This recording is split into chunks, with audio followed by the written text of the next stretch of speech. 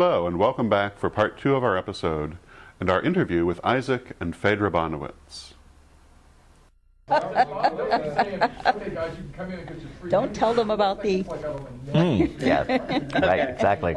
We haven't broken that much news in the world. We're trying. Okay, so we're being interviewed on the last day of Winter Star. That's right. And this is Isaac and Phaedra Bonewits, well-known teachers and respected members of our community. Thank you for letting me interview. Thank you for interviewing us. Let me start with the question that everybody's asking is, how did you two get together?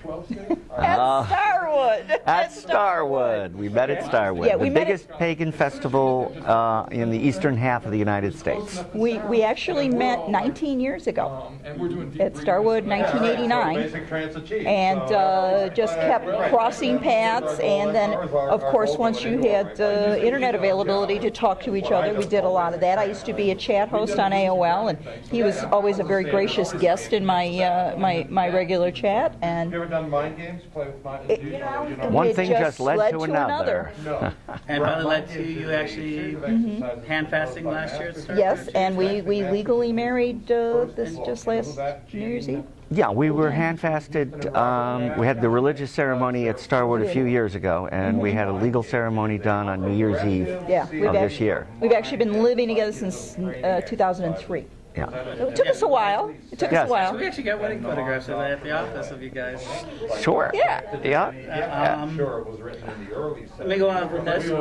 You've been teaching for a long time. Oh, yeah. 1970, would you say? Sooner than that? Actually, as early as 1969, I was teaching classes. Yes.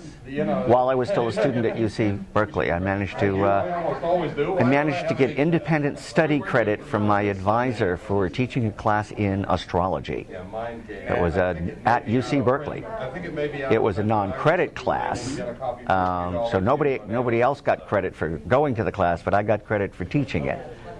And since then, you've been involved with a lot of the major groups, especially with the Druidic movement. You were instrumental in that. Yeah. I'm the extinguished founder of Arnriach Féin, which is the largest American-based Druid organization, and I've been involved in both conservative British Orthodox Wicca and liberal California eclectic Wicca, and been involved with Santeria and Voodoo off and on over much of my life, and also involved with Ozatru, although not organizationally. I figure there's a limit to how many organizations I can start or run or participate in. But yeah. And Phaedra, you've been involved Actually, since actively since the mid-'80s, and that's when I was involved in Chicago with the foundation of the Panthea Pagan Temple, which I think still exists in some form, but I'm not really certain. Yeah, and we did a lot of public ritual work and did a lot of open work at a time when that was just coming through. That's about the time I started teaching. I probably started my metaphysical career much earlier than that as a tarot reader. I've been a tarot reader for a much longer time and worked with the metaphysical end of that. So we had kind of my toes wet in things from the early 70s, but really got involved in the pagan community, as in I finally found them in the 80s.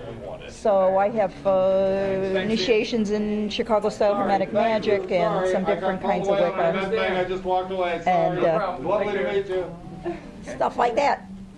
That's her. That's yours. Oh. Take a break here. Did I drop? Alrighty.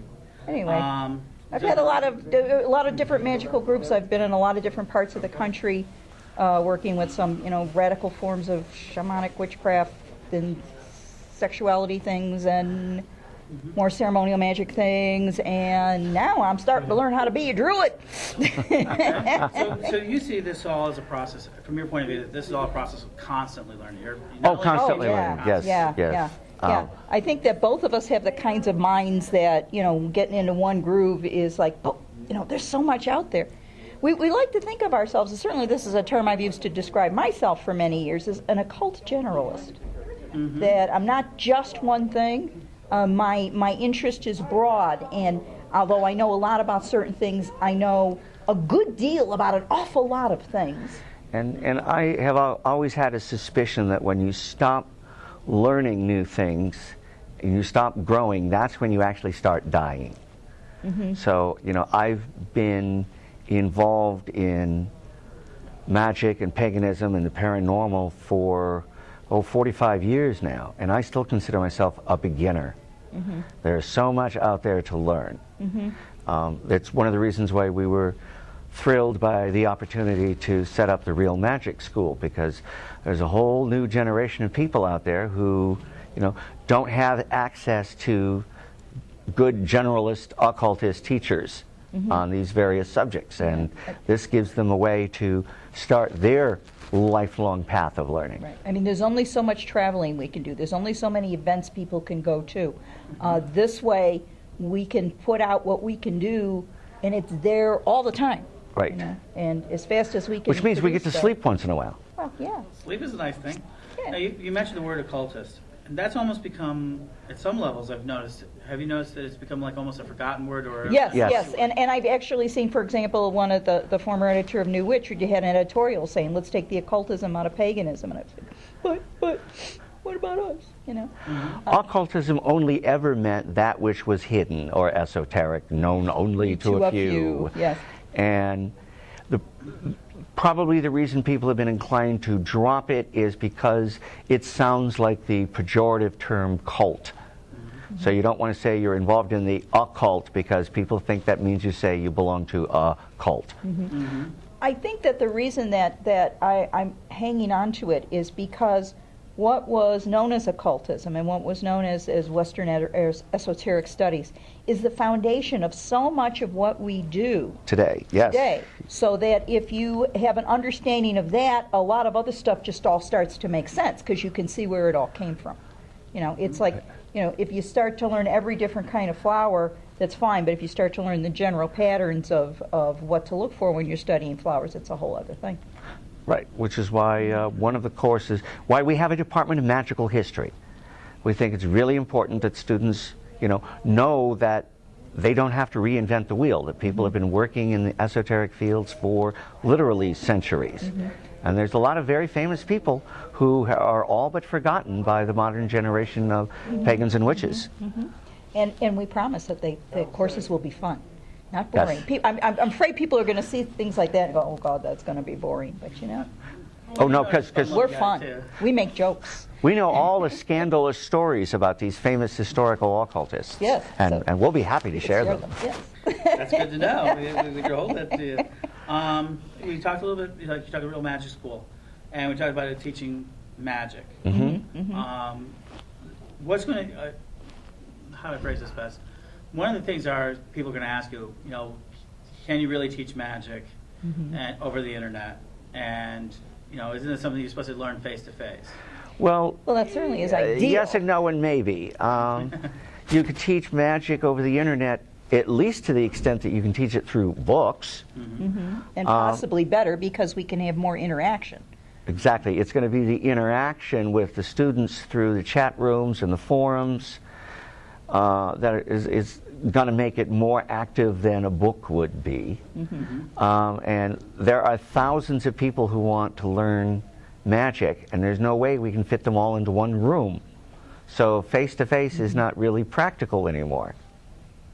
Especially considering, as you were talking about the other day, that people move so much. People no longer live and stay in one place their entire lives. They're likely to up and move house every 2 or 3 years. So you wind up, even if you wind up apprenticing with somebody, either you or they are likely to move in the next 5 years. So that makes it very hard to have that kind of continuity of face-to-face teaching. It's just a reality of the modern world. So we have to say, well, maybe it's not the perfect system or the way it was already done, but you know, we may find ways that this really works. And you've had a lot of experience. My first time I ever found your name, I was very young, but you weren't that much older. So that was it an Anton Wilson book, The Cosmic Trigger. Cosmic Trigger, yes. And you were at a California party. Yeah? They talk about that, and there's mysterious phone calls and things of that nature. But you've been involved with, not just there, but you've been involved with a lot of people you would call occultists as well as free thinkers. Oh yeah, oh yeah. You've been you've been pretty much Johnny on the spot for a lot of this. Well, I have a habit of sticking my nose into other people's business. So I was in on the revival of the Ordo Templi Orientis. I knew a lot of the people who founded Narug, the main California eclectic liberal Wiccan tradition. I've met a few of the elders in the Gardnerian community. I know a lot of other authors, of course, because we hang out together when we can. So, yeah, I've managed to be there at some very interesting moments in American occult history. Right. It's also important to remember that when you start going back 20 and 30 and 40 years, everybody kind of knew each other because there weren't that many people doing this stuff. Right, right. And so all the occult and pagan communities tended to be a lot more cross. Everybody was involved with everybody else's thing, and you tended to, if you didn't actually know somebody, you knew their names, and kind of it's gotten, since the late 80s, 90s, gotten a lot more spread out and a lot more diverse. Yeah, there are now millions of people involved in paganism in the New Age, where before there were only thousands. Yeah, so many factors were we know a spread lot out. of the old coots because we're old coots. Yeah. Yes. Yeah. As a matter of fact, the first time I heard his name is because my first magical teacher in Chicago said, okay, if you guys are serious about learning magic, here's required reading, Real Magic by Isaac Bonewits. And I fell in love with his writing style first. And you know, I've kind of found it simultaneously annoying and amusing that there are tens of thousands of young pagans and occultists out there who are using vocabulary that I coined and ideas that I first articulated, and most of them have never heard of me. That's a big thing that I've noticed. Yes. A lot of people don't notice it, but neo-paganism is really coined by you was one of the strongest terms that I know directly that you. Well, I didn't actually coin the phrase neo-paganism, no. You were in a modern big times, popularizer of it. I was a big popularizer of the term. The term was coined in modern times by Oberon Zell Ravenheart, back when he was founding the Church of All Worlds in the early 1960s. When he was 10. I did coin the term, for all practical purposes, Mesopagan and Paleopagan, and I coined the term theology, much to the annoyance of the feminist goddess worshippers, and I coined the term pagan reconstructionist, much to the annoyance of a lot of modern pagan reconstructionists. And don't forget Famtrad. And Famtrad, yes, family traditions of witchcraft, descended from grandmother to granddaughter since the Stone Age. Yes, I regret coining the term Famtrad, but most of the other coinages have worked out well. That's good. I know this is the end of Winter Star. People are waiting. I know Yes. you're heading back home. What do you expect, not just from the teaching of it, what do you expect? Do you expect anything from the next generation? Do you hope that they carry on traditions? Oh, I have high hopes for the next generation of American occultists and for occultists around the world now, that magic is one of the very few forms of power that cannot be monopolized by the usual suspects in the power elite. You know, corporations and dictators and governments cannot stop us from having magic, because magic is innate within every human being. So I see magic as a powerful tool for evolution, if not for revolution, of human culture. We're also at a time unique in history where people can choose their religion, Yes. choose things like this. You know, even 20, 30, 40 years ago, it was very difficult to find out information on this. You couldn't Google things.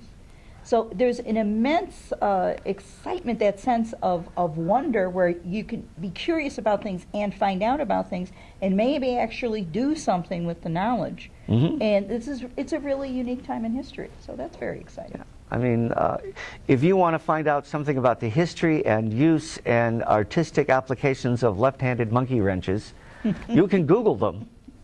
You don't have to try to hunt down a local artist mechanic who knows how to use left-handed monkey wrenches. You can find the information on the net. You can also find a lot of nonsense on the net. Yes. So part of what we're doing in Real Magic School is giving students the tools of discernment, basic approaches and habits of thought that will enable them to separate the useful information from the nonsense that is out there on the net and in various books and publications. Mm-hmm. Well, terrific. If anyone wants to consult with you, they can go to Neopagan. They can go to my website, which is neopagan.net, or if they're interested in becoming one of our students, they can go to realmagicschool.com. And that's magic without the K, because it's real. I hope that you enjoyed this week's episode of Living the Wiccan Life and that you'll join us again next week. And until then, may you blessed be.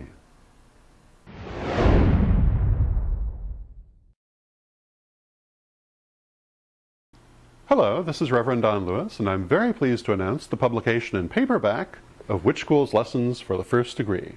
Available now for pre-order from witchschool.com and coming soon to a bookstore near you, together with Lessons for the Second Degree and Lessons for the Third Degree.